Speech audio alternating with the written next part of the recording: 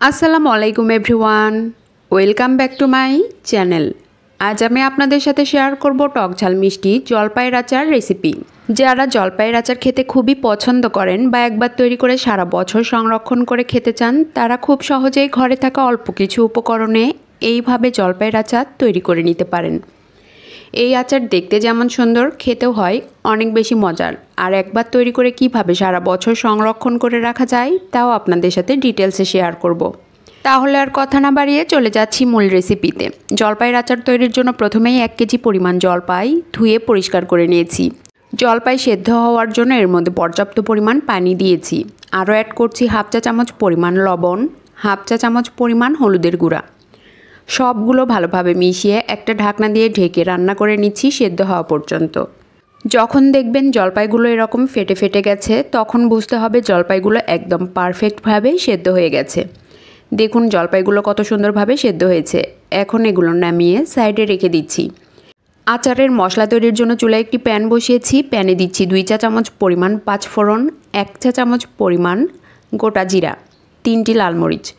এখন এগুলো নেড়েচেড়ে হালকা ভেজে নিচ্ছি। এই পর্যায়ে চুলার হিট থাকবে মিডিয়াম টু লোতে। অল্প কিছু সময় ভাজার পরেই কিন্তু সুন্দর ঘ্রাণ ছড়াচ্ছে।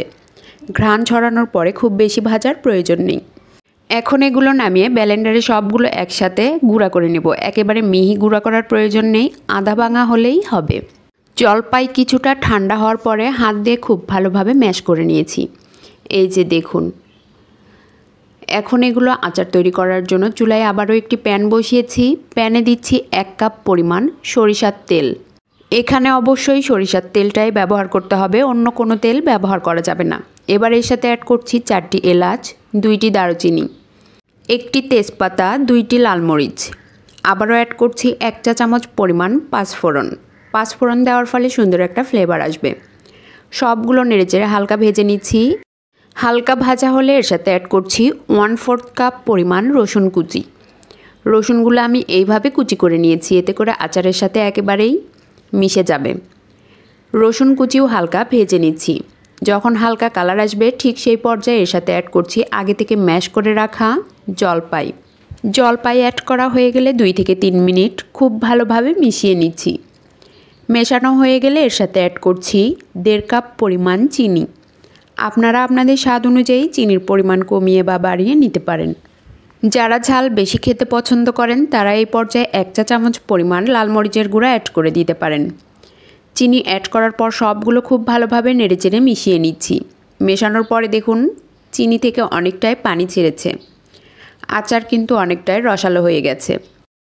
এই পর্যায়ে চুলার হিট মিডিয়াম টু লোতে রেখে অনবরত নেড়েচেড়ে মিশিয়ে নিচ্ছি।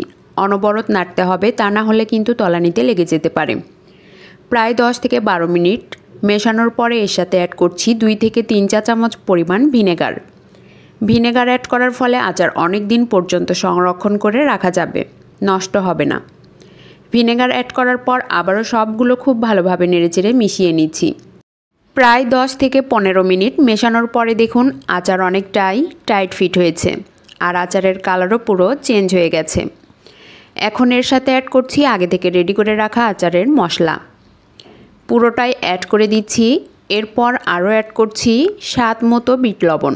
জলপাই সেদ্ধ করার সময় যেহেতু লবণ দিয়ে সেদ্ধ করে নিয়েছিলাম, এর জন্য আলাদা করে আর কোনো রকম লবণ অ্যাড করিনি।